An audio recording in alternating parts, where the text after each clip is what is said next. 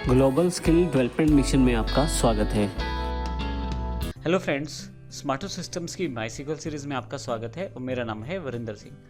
पिछले सेशन में हमने देखा किस प्रकार हम अपनी माईसीक्वल स्टेटमेंट्स को रन कर सकते हैं ऑनलाइन और ऑफलाइन दोनों तरह से। आइए अब यहाँ से हम प्रैक्टिकल सेक्शन को शुरू करते हैं माईसीक्वल की। बारी बारी से हम बेसिक से लेकर एडवांस कमांड्स की जानकारी लेंगे और देखेंगे किस प्रकार हम हर एक कॉन्सेप्ट को कवर करने वाले हैं इस पूरे कोर्स में।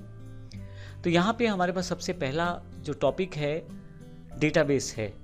अब जैसे यहाँ अगर एग्जांपल देखें तो एक टेबल स्टूडेंट है, एक टेबल लाइब्रेरी है। ये दोनों टेबल एक पर्टिकुलर डेटाबेस के अंदर है। ग्रे सेक्शन एक डेटाबेस को रिप्रेजेंट करता है। डेटाबेस का नाम यहाँ पे कॉलेज रखा है मैंने। आप नाम कुछ भी रख सकते हैं डेटाबेस का, बशर्ते वह डेटाबेस पहले से एग्जिस्ट ना करता हो, यानी कि पहले से आपने वो डेटाबेस नाम ना रखा हो उस नाम से, तो आप दूसरा नाम रखना पड़ेगा, नहीं तो आपको।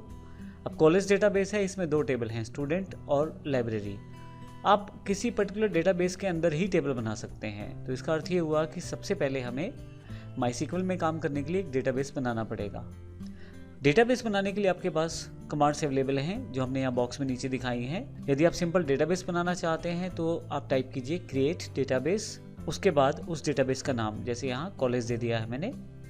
सेमीकोलन लगाइए क्योंकि ये है आपकी स्टेटमेंट को एंड कर देता है और कंपाइलर को पता लग जाता है कि यहाँ पे आपकी ये लाइन खत्म है या कमांड खत्म है। आइए देखते हैं क्रिएट डेटाबेस कॉलेज को क्रिएट करके देखें किस प्रकार से हम डेटाबेस को क्रिएट कर सकते हैं। मेरे पास यहाँ PHP MyAdmin ओपन है जिसमें मैंने माईसीक्वल के इंटरफेस को खोला हुआ है। मैंने आपको पिछले सेशन में भी बताया था कि लेफ्ट साइड पे यदि आप देखेंगे तो यहाँ काफ़ी सारे डेटाबेसेस दिए हैं, इंफॉर्मेशन स्कीमा, माईसीक्वल, परफॉर्मेंस स्कीमा। अब इन डेटाबेस में से किसी के अंतर्गत अगर टेबल्स हैं तो आप देख सकते हैं। जैसे माईसीक्वल पे अगर क्लिक करूं तो उसके अंदर जो भी टेबल्स हैं वो सारे के सारे आपको दिखाई देंगे। फिर फर्दर अगर आप उनके अंदर देखना चाहते हैं कंटेंट को तो वहाँ भी आप क्लिक कर सकते हैं, उसके टेबल के अंतर्गत की इन्फॉर्मेशन भी आपके पास अवेलेबल हो जाएगी। मैं यहाँ इसे अभी हाइड कर देता हूँ क्योंकि मुझे नया डेटाबेस बनाना है, तो उसके लिए मैं विजुअली यहाँ से न्यू पे क्लिक कर सकता हूँ। क्योंकि हम माईसीक्वल को प्रयोग करना सीख रहे हैं तो उसके लिए मैं यहाँ क्वेरी बॉक्स में आ जाऊँगा और यहाँ पे मैं डेटाबेस का नाम एंटर करूँगा कमांड के साथ। तो आइए देखते हैं कमांड क्या है, क्रिएट डेटाबेस। मैं क्वेरी बॉक्स पे क्लिक कर देता हूँ। अब जैसे टाइप करना शुरू करेंगे आप देखेंगे कि माईसीक्वल एक तरह से हेल्प कर रहा है आपको टाइप करने में। जो इसका क्वेरी बॉक्स है आपके लिए एक सजेशंस बॉक्स भी लेके आ रहा है। तो मैं यहाँ क्रिएट को सिलेक्ट कर लेता हूँ। तो यहाँ मैं क्रिएट को सिलेक्ट करके एंटर कर देता हूँ, क्रिएट। अब जैसे डेटाबेस टाइप करना है तो आप DA टाइप करेंगे तो काफ़ी सारे ऑप्शन आपके पास आ जाएंगे। यहाँ पे मैं डेटाबेस को सिलेक्ट करके एंटर कर देता हूँ। अब मुझे यहाँ पे क्रिएट डेटाबेस के साथ उस डेटाबेस का नाम टाइप करना है जो मुझे बनाना है, वो है कॉलेज। तो यहाँ पे मैं कॉलेज टाइप कर देता हूँ। मैंने आपको पिछले सेशन में बताया था कि केस सेंसिटिव नहीं है ये माईसीक्वल की क्वेरीज लैंग्वेज, तो आप बड़े अक्षरों में लिखें या छोटे में कोई फ़र्क नहीं पड़ेगा। तो अभी मैंने क्रिएट डेटाबेस कॉलेज टाइप कर दिया है।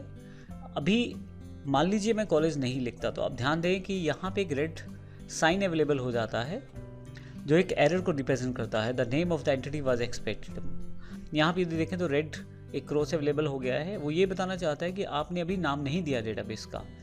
मैं यहाँ से फिर से कॉलेज टाइप कर देता हूँ। और एक अच्छी आदत यह है कि आप सेमीकोलन लगाएं बाद में, क्योंकि जब आप एक से ज़्यादा लाइनों पे काम करेंगे तो फिर सेमीकोलन नहीं होगा तो एरर आएगी आपके पास। तो ये हमारी पहली क्वेरी है। आप लेफ्ट साइड यदि देखें तो इसमें कहीं भी कॉलेज डेटाबेस नहीं है। पहले से बने हुए 5 डेटाबेसेस यहाँ अवेलेबल है। क्वेरी को रन करने के लिए कंट्रोल शिफ्ट एंटर का यूज़ कर सकते हैं या आप गो पे भी क्लिक कर सकते हैं। मैं यहाँ गो पे क्लिक कर देता हूँ। जैसे ही क्लिक करता हूँ मेरे पास यहाँ पे लेफ्ट साइड पे देखें तो कॉलेज जो है वो ऐड हो गया है डेटाबेस बॉक्स में। और शो क्वेरी बॉक्स पे देखूं तो मेरी जो क्वेरी है वो भी अवेलेबल है। तो आप बड़ी आसानी से क्रिएट डेटाबेस कॉलेज के साथ अपना डेटाबेस क्रिएट कर पाएंगे। अब नीचे यदि आप देखें तो MySQL return an empty result set, उसने ये जानकारी दी है कि अभी रिजल्ट एन एम्प्टी है, लेकिन इस क्वेरी ने डेटाबेस को क्रिएट कर दिया है। अब देखिए यहाँ पे आप चाहे तो विजुअली काम करें और चाहे तो कमांड्स के साथ। हालांकि हम जो है माईसीक्वल की लगभग सभी कमांड्स को यहाँ पे प्रयोग करने वाले हैं, लेकिन आप पैरेलली ये देख सकते हैं कि डेटाबेस का स्ट्रक्चर कैसा है, क्या है उसमें क्या नहीं। तो जैसे मैं कॉलेज को अगर देखना चाहता हूँ तो राइट क्लिक करके ओपन लिंक न्यू टैब कर दूंगा तो एक अलग टैब में वो खुल जाएगा। तो तो जब आप देखेंगे तो इसमें कहीं भी कोई ऑप्शन अवेलेबल नहीं है, केवल जानकारी है क्रिएट टेबल की, क्योंकि हम डेटाबेस में टेबल बना सकते हैं। तो एक कमांड यहाँ दी गई है क्रिएट टेबल, और यहाँ देखें तो no table found in database, क्योंकि डेटाबेस अभी खाली है। तो इस तरह से आप डेटाबेस बना सकते हैं। ये बिल्कुल बेसिक कमांड है हमारे पास। कहीं पर ऐसा होता है कुछ लैंग्वेजेस के थ्रू हम माईसीक्वल की कमांड्स को पास करते हैं, जैसे जावा या PHP। ऐसे केस में हमें ये अगर पता नहीं है कि डेटाबेस पहले से बना हुआ है नहीं, ऐसे केस में हमारे पास एक और क्वेरी रहती है जो डेटाबेस बनाने का कार्य करेगी। अब इससे कोई फ़र्क नहीं पड़ता कि ये डेटाबेस पहले है या नहीं, क्योंकि जो अगली क्वेरी हम लगाने वाले हैं वह है create database if not exist.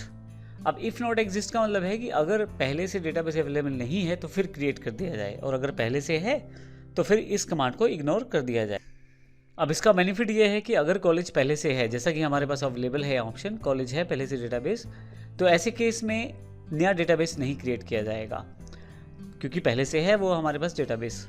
तो मैं यहाँ से ऊपर वाली क्वेरी को डिलीट कर देता हूँ और कंट्रोल शिफ्ट एंटर के साथ इसको एग्जीक्यूट करता हूँ। अब यहाँ पे देखें माईसीक्वल रिटर्न है एम्प्टी रिजल्ट सेट 0 रोज और कुछ सेकंड्स का टाइम दिया है, और आप देखें क्वेरी भी है, लेकिन क्वेरी का कुछ रिजल्ट या आउटपुट नहीं है, क्योंकि वो डेटाबेस हमारे पास पहले से अवेलेबल है।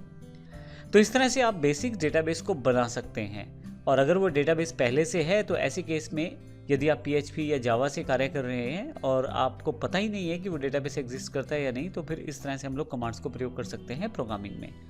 अगले सेशन में हम डेटाबेस मैनेजमेंट के बारे में और देखेंगे कि किस प्रकार से और कमांड्स जो माईसीक्वल में है उससे डेटाबेस को मैनेज किया जा सकता है। धन्यवाद।